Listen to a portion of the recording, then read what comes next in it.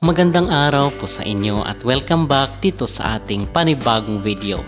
Usapang volleyball po tayo para sa vlog na ito at ating pag-uusapan itong pagkapanalo ng Team Alas kontra dito sa koponan ng Chinese Taipei.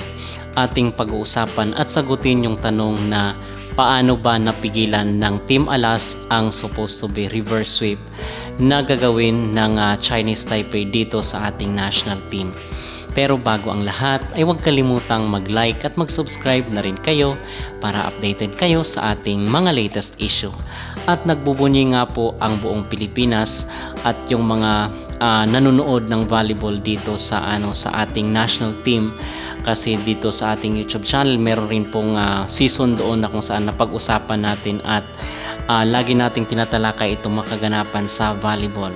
So in this video mga kapolitika is ating pag-uusapan yung pagkapanalo at historical, makasaysayan po ang pagkapanalo ngayon ng Team Alas dahil in 64 years ngayon lang tayo muli sasampa dito sa gold medal match kontra sa Vietnam. So bago pa po nagsimula yung match ng Taipei kontra dito sa Team Alas ay sinasabi ko na baka ito ay easy win dito sa ating kupunan dahil yung Taipei kasi is ilang beses na po natin itong tinalo at hindi naman sa ating pagkakaalam ay hindi naman po powerhouse itong Taiwan pagdating sa volleyball. At dati nga ay easy 3 sets lang natin natatalo itong kupunang ito. Pero ngayon mga kapolitika ay nagpakitang gilas sila at medyo marami po talaga ang kinabahan dito sa akala natin ay sila yung makikipaglaban dito sa Vietnam para sa gold medal match. But unfortunately is napigilan po yon ng ating kupunan or ng Team Alas. So kanina is ayaw ko sanang panoorin actually yung laban nila kasi alam ko na easy win ito para sa Pilipinas at sa tingin ko nga ay yung Vietnam lang yung pinakamalakas doon sa Pool A.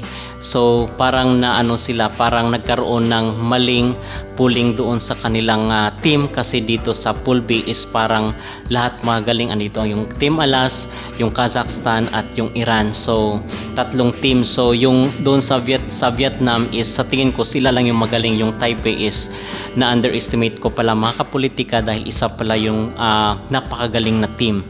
Okay, at grabe rin po yung kailang improvement to the point na akala ko is matatalo na yung Team Alas. So ano ba yung nangyari kanina dito sa kailang first 2 sets kasi yung first 2 sets is di ba nakuha yun ng Pilipinas at medyo easy win yun sa ating kupunan. And I think na lang yun yung magtuloy-tuloy na yun hanggang 3 sets. At even nga yung sa third set na is nung lumamang yung Taipei I was thinking na mahahabol yun ng Team Alas. Pero nung time na nakikita ko na parang nahihirapan talaga at grabe na yung floor defense ng Taipei is doon na ako kinutuban mga kapolitika na baka ma-reverse sweep yon. And fast forward nung set 4 is parang ganoon rin po yung naging sistema at napakalaki nga po ng lamang, umabot sa double digit yung lamang ng Chinese Taipei. So yung first part ng fourth set is akala ko makakabawi yung Team Alas pero nagsunod-sunod po mga kapolitika dahil nawala po yung blockings at talong-talo po talaga ang Team Alas dahil sa mga drop ball ng Chinese Taipei, and we believe na naobserbahan po yun ng Team Alas at the same time yung head coach mismo na si Coach De Brito. And maganda mga kapolitika na kung saan is mabilis na nakapag-adjust itong Team Alas at sa pangunguna dahil kasi sa tingin ko dito ay napag-aralan po talaga ng Chinese Taipei itong si Gia Morado. Pero ang kagandahan is nagkaroon ng adjustment, nangyari po ito doon sa 5th set. So yung tanong na paano ba napigilan ng Team Alas yung momentum ng Chinese Taipei kasi marami ang talagang kinabahan mga kapolitika and nag-iisip na baka yung Chinese Taipei ang makakalaban ng Vietnam para sa gold medal match.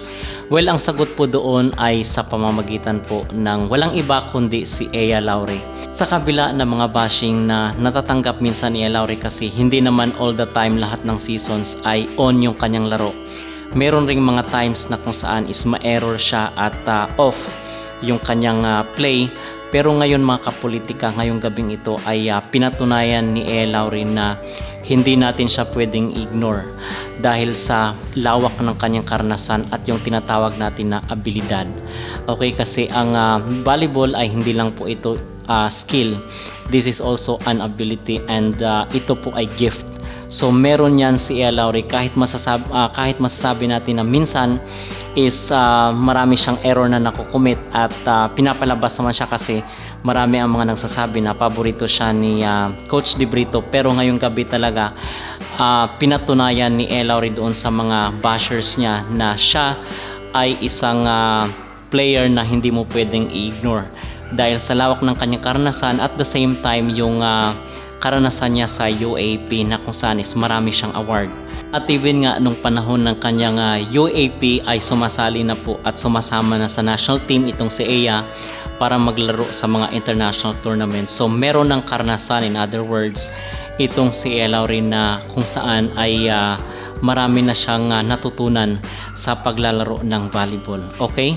So, doon talaga kasi sa mga crucial moments, especially sa set 5, isa sa mga reason doon bakit hindi na tayo nahabol ng Taipei, Taiwan mga kapolitika ay dahil sa sunod-sunod na puntos na pinakawalan ni Ea Lowry. And magkagandahan doon sa set 5 rin na yung kay Bella Bilen ay 'di ba akala natin is error yon, pero ang kagandahan is na challenge natin and then na find out natin, na figure out na na-touch pala nung blocker, which brought us to the gold medal match at naipanalo nga sa wakas ng Team Alas yung laban bakbakan kontra dito sa Chinese Taipei. Okay? So, even though na underestimate talaga ng Pilipinas itong koponan ng Chinese Taipei, at kitang-kita rin po dun kanina sa mukha ni Gia na kung saan is medyo nag-struggle rin siya, di ba? So, ang kagandahan ay nagawa ng paraan ni Coach De Brito at sa pamamagitan po yun mga kapolitika ni Ea. Okay? So, we would like to recognize this player, and especially din yung ating mga players mula sa UAP na kung saan ay bagong henerasyon nila Alyssa Valdez. Alright? So mga kapolitika, yun sa tingin ko ang reason kung bakit napigilan ng Team Alas yung reverse sweep na supposed to be ay gagawin ng Chinese Taipei. Okay? So kung kayo ang tatanungin mga kapolitika, anong sa tingin nyo ang ginawa at yung naging taktika ng Team Alas dito sa pagkapanalo nila kontra sa Chinese Taipei? Mag-comment down below at huwag kalimutang mag-like at mag-subscribe na rin kayo para updated kayo sa ating mga latest issue.